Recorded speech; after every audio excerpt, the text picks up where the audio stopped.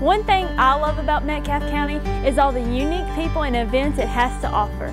My name is Leah Thompson, and this is Our Town, Our People. If you have lived in Metcalfe County all your life or tune into the radio station 99.1, you definitely know the ladies here with us today.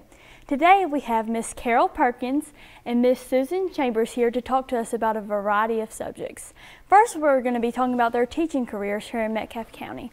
So first, ladies, what inspired y'all to start your teaching careers here in Metcalfe County? Well, it was quite an accident. I had a job in Louisville.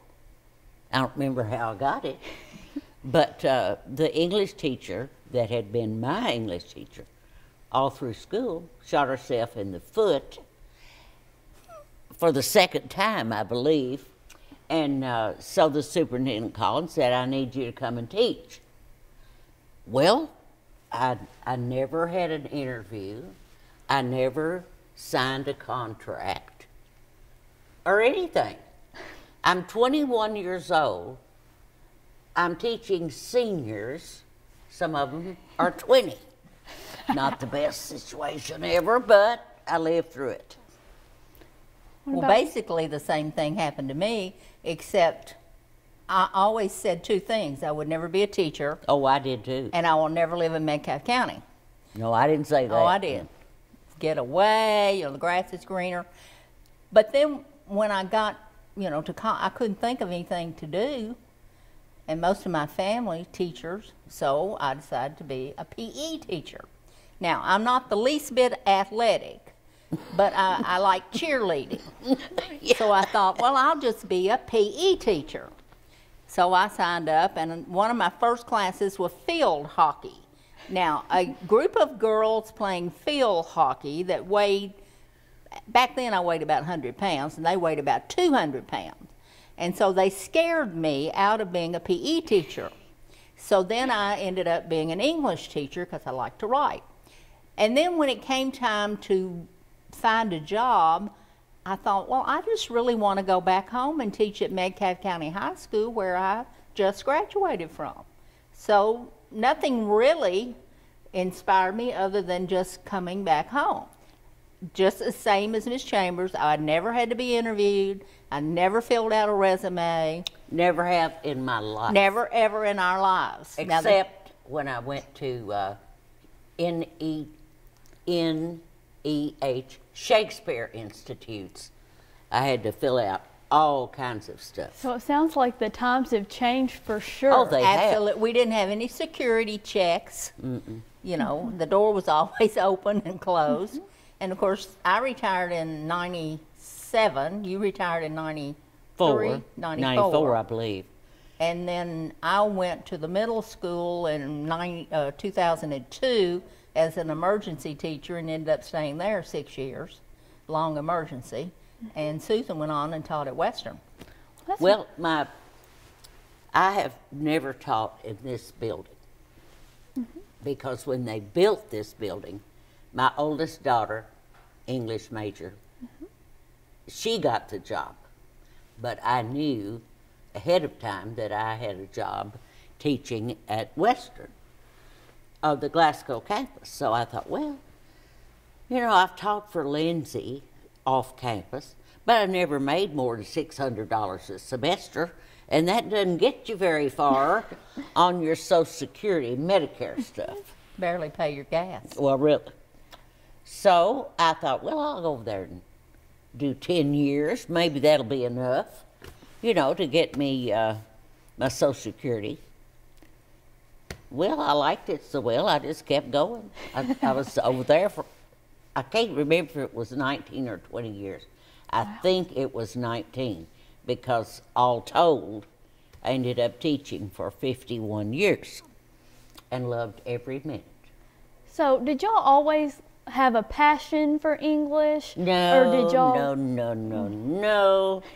I was a history major. I went to Lindsay my first 2 years, and I had the best history teacher. It just came alive, Mm-hmm. So I was going to major in history till I got to Western, took one history class and thought I was going to fail it. And I didn't know what I was going to do. And so I went to the, whatever she was. Advisor, I guess. Advisor. She handed me a Kleenex and said, well, let's look at what you've got here. I was crying. And she said, well, you got good grades in English. And I said, I do. Well, okay. But I certainly did not want to be a teacher, so I did take a few classes, and I did well in them, but I did not want to be a teacher. So when I was a junior in college, I thought, I know, I'll be a social worker. So I went to check on that. Well, I was going to have to go to school another year. And my father had just died, and I was doing well to be in school as it was.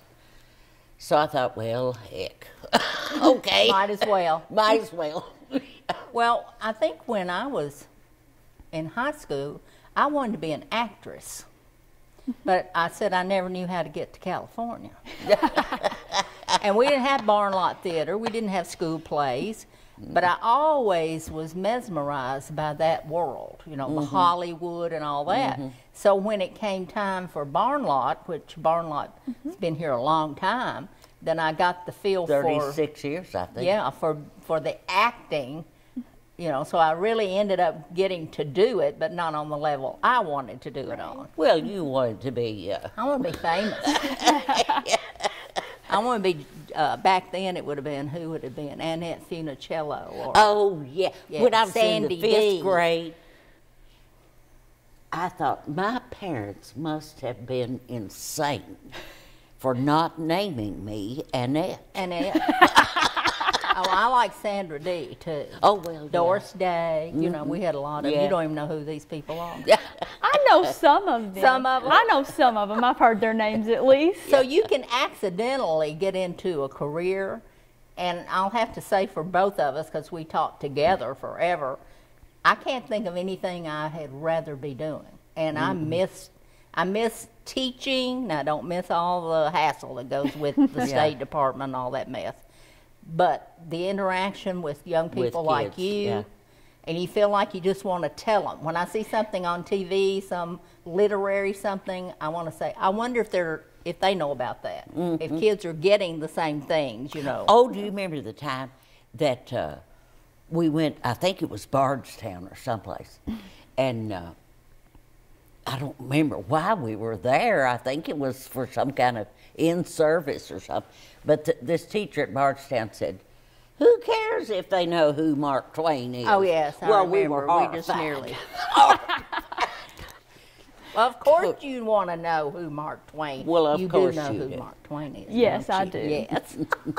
And do y'all have like a favorite memory you had while teaching? Just something that kind of sticks out in your career? Well, I'll tell you mine. It has nothing to do with the classroom. But we teachers, back then, when a teacher came here, it was very rare that they left. So the teachers I started teaching with were the ones I had in school, she had in school, and the only way they left was either to die or become disabled or something. The same when I got toward the end of my teaching career, I'd been with the same people. Very few ever left. We had one or two that moved in from somewhere and they stayed 2 or 3 years. We had such a band of, you know, family. And we would put on programs for the kids. We would have big Christmas programs where just the teachers would do the singing and the piano playing, and we'd have pep rallies where the faculty led the pep rallies, and it was such fun because the students then got to see the human side of us, and they may still do that, I don't know. But my memories aren't necessarily in the classroom, but the camaraderie outside the classroom. What about you, Miss Chambers? Do you Oh, I have so many I couldn't even begin to, because well, I do remember this. I think I'd been teaching about 7 years, and you don't know who Miss Ennis is, but Miss Ennis ruled the roost. The people listening will know. I mean, if she glanced around the room, everybody just, you know. So I said, Miss Ennis, how do how do you get that? You know, you can just drink. She said, oh, honey, you're not old enough. It'll come. And I guess it must have, sort of. And another thing that I think Miss Love will attest to this too. Some of the kids that drove you crazy, they didn't want to study. They would come in and put their head over immediately, just daring you to tell them, you know, to get up, were the very ones you'd see out in town honking the horn, waving at you. Hi, Miss Perk, you know. And you just wanted just to choke them when they were in school. But they turned out, you know, that was just, you had to learn how to deal with all types of personalities. Oh, you sure Not did. everybody wanted to learn. No. As you know, you're in classes But, with them. you know, you had different methods Right. for different people. Like I remember having this boy who was a hoodlum, that's all you could say, and wore these big, you know, he always had Chains. these chains and stuff. And he wanted to get up and go look out the window. Okay? I mean, like, with regularity, you know, every day. So I said, Randall, that's all right. You go look out the window whenever you get, you know, you want to. Just be quiet, listen to what's going on, and sit down when you get ready. I ran into him at the pumpkin festival. I could not believe that that was the same person. He'd grown up? He'd grown up, and he was so clean cut and all that.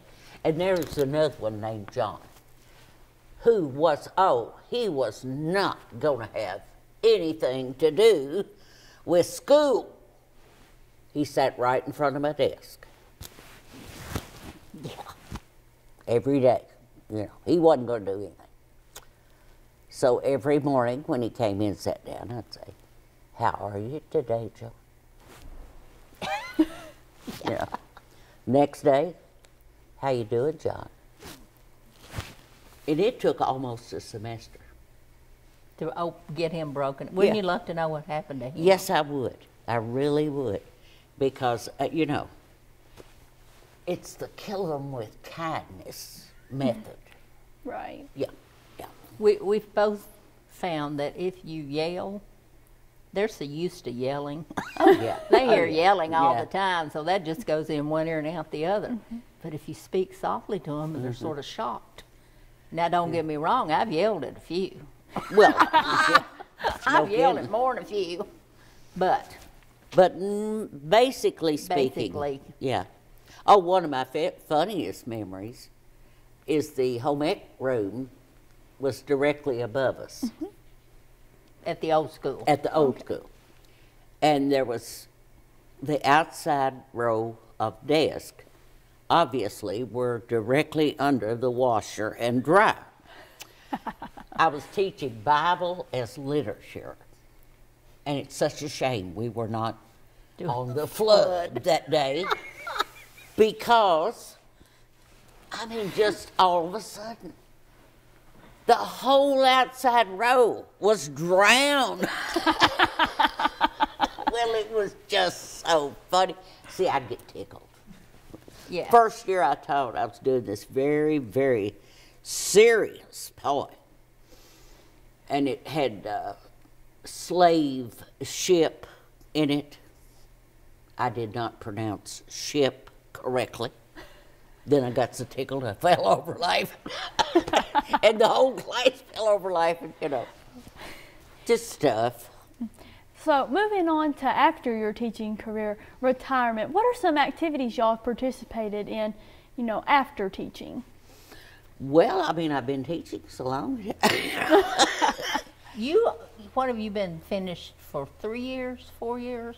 Well, my husband got really, really sick, and I pretty much couldn't do anything, you know, for about 5 years. But then since he passed away, I don't know, what have we been doing? Writing books. Radio. Radio. We've been doing the radio show for 6 years, I think. 6 6 or years. 7 years. Yeah, I Now- think so. Now, And we both love it. in between 97 and then 2002, I opened a little thrift store. And then when I had the chance to come back in '02, then my mother ran it for a while. And then when I retired the second time, I opened a screen printing shop, Main Street Screen Printing. And then I sold that, and since then, I've written 3 books, actually. And this is the one we did together, the last one, but I have written 2 before then. Yes, you have. So about the radio station, what kind of inspired y'all to start that? Well, we had done CD Day for the Chamber of Commerce for a long time, and most people just play a lot of music, you know. Well, we like to talk, so we just tell old stories about, you know, Edmonton, and, you know, just things that happen. And after several years of doing that, Chris Jesse, who always came over from wherever he was, and ran the thing.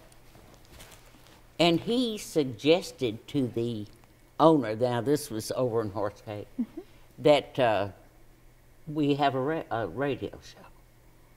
Well, I mean, we were like, okay, whatever, we'll do that.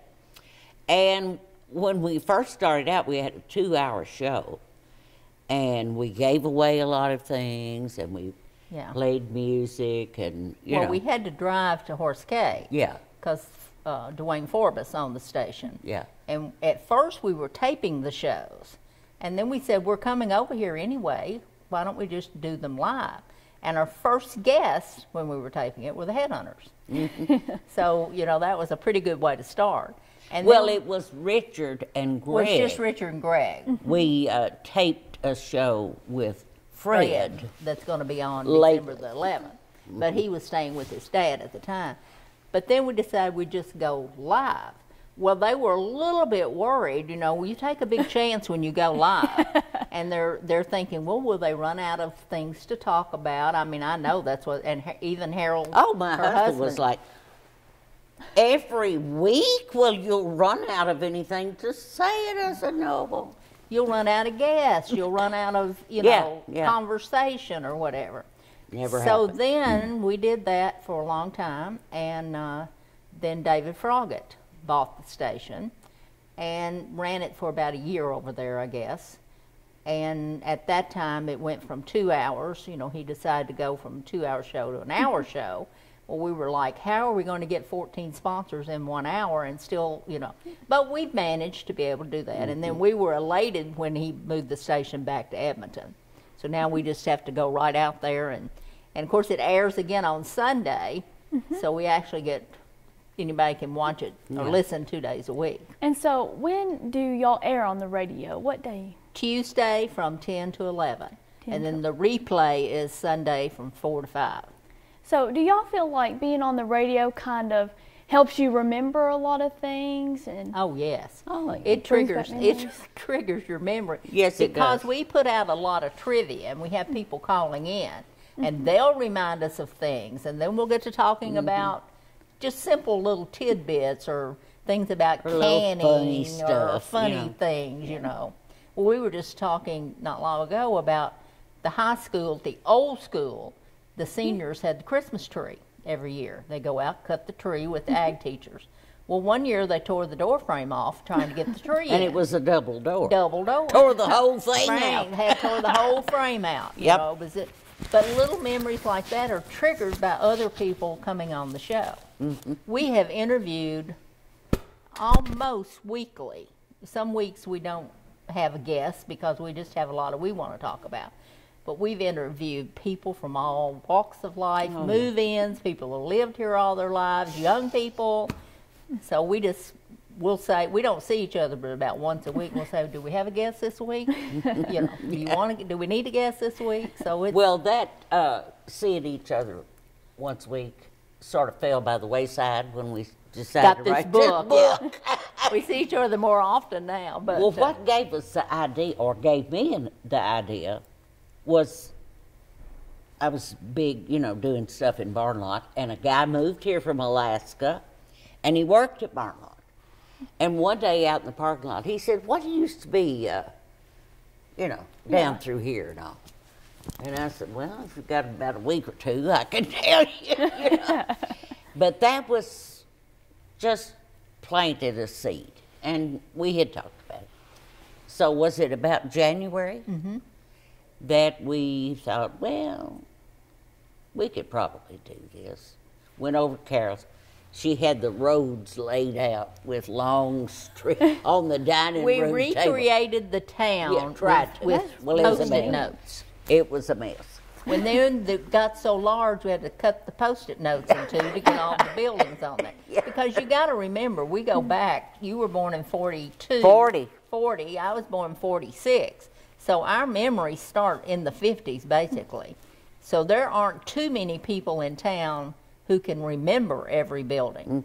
And of course, we interviewed a lot of people, went to the library, research, it's a product of a lot of research. But we didn't get serious about it until we found out that this was the bicentennial year. We thought we had 3 months. Yeah. Well, let's hit it. So how often did you have to work on the book to get it done in Every that day. time? Every day, 10 hours a day or longer. A lot of it was done, like I would go to the library. They keep archives of the Herald News. And with my camera, because Susan doesn't do camera, I would do technology. I would find an article. I first started with the ads, and I thought, oh, there's not much here. But then on the front page, business opening, I take a picture of the article. And then maybe 2 years later, business closed, so I would have a time frame on businesses. And then we interviewed people who are left, like Jim's Grill. You know where Jim's Grill used to be? Well, Miss Pettigo, Jean Pettigo, is in the nursing home. So I go out and interview her. And so we spent a lot of time talking to people. And yet, there are probably 100 stories that we don't have. Oh, at least. Because, it's impossible. Pumpkin Festival. This lady came by and said, "Y'all didn't put everything in there." Real hateful. You didn't put it all. Oh, what did we miss? Well, you didn't put a thing about all the murders and stuff. Well, my comeback to that is, if we've had a lot of murders in Metcalfe County, but we have the relatives and the descendants of those people. They don't want to read about their grandfather who shot so-and-so, We don't need that in a book. This all had to be positive. But they wanted to read that, the propaganda and the sensationalism. Some of the stuff in the paper, though. I mean, you have an ad of where, the name of a store, but it would just say Evanston, Kentucky. Wouldn't tell you where. You had no clue. Now, there's still a business that I have no idea. It was called Ideal Food Market. Was that the one? No, it was Friendly Value Furniture. Nobody could tell me. Yeah. I mean, there were all kinds of them like that. It would just say Edmonton. Well, where the heck in Edmonton? And then after it came out, different people then wanted to talk about their family members. Well, my grandpa worked at the grocery store. I was hoping his name would be in there. I said, well, if we ever do an edit on it, we'll get it in there. If we had known. So, back to the book, is there any, thing that a lot of people in Edmonton probably do not know? Or oh, goodness. A lot of things? Well, we went, there's some elderly people who live here. But we went back to the 40s, basically, too, and talked to people. But my son is 45. He lives in Texas. And he called me. He said, Mama, I didn't know this, and this. I didn't know we had 2 movie theaters at one time. I didn't know what a cream station was, which you probably don't either. No. I didn't know that we had a watch shop. And he just went through a whole list of things he didn't know. So there's a generation, I would say, 50 and under, that really don't know how it was back in the 50s and 40s and so forth. Well, as I said, I was born in 1940, so obviously I don't have a lot of clear memories. until about 1945, and that's when the war ended. The World War II ended. And we had moved and so forth. And I so really didn't start telling about stuff much before 1945. But a lot of people would say, well, that reminded me of my grandfather's store, you know, so it sparked a memory. So there's a lot. And it's not necessarily I have discovered. I thought only Edmonton people would be interested. But I found out that anybody who lives in small towns identify with the book. And I'm also finding out people that maybe only lived here 2 or 3 years are enjoying it as much as those that have lived here all their lives. Yeah. Because we hear from them, you know. And is there anything that used to be a part of Edmonton that y'all remember that y'all really miss being here? Movie theaters. The movie theater? Department stores. Now, you're going to find this hard to believe. We had a Western Auto store, which was kind of like Ace Hardware. We had several dress shops. Can you imagine? You probably vaguely remember the Fashion Nook, maybe, or your mom would. My mom does Your remember mom quite would a few. remember quite a that. few We of those had things. at least 3 nice lady shops. We had a shoe store. I mean, you can't even a men's a store. men's department store.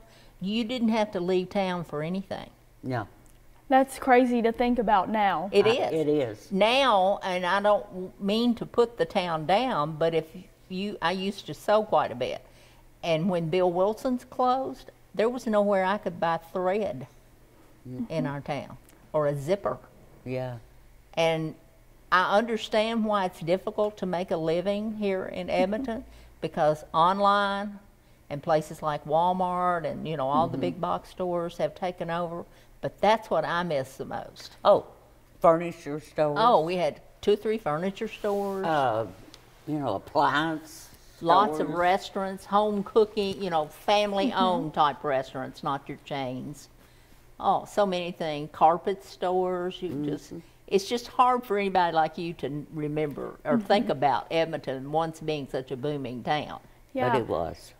From what y'all said, it sounds like Edmonton truly did have everything It did. at one point. Yeah. There was time. nothing. Like on Wednesday, we called it Stock Day.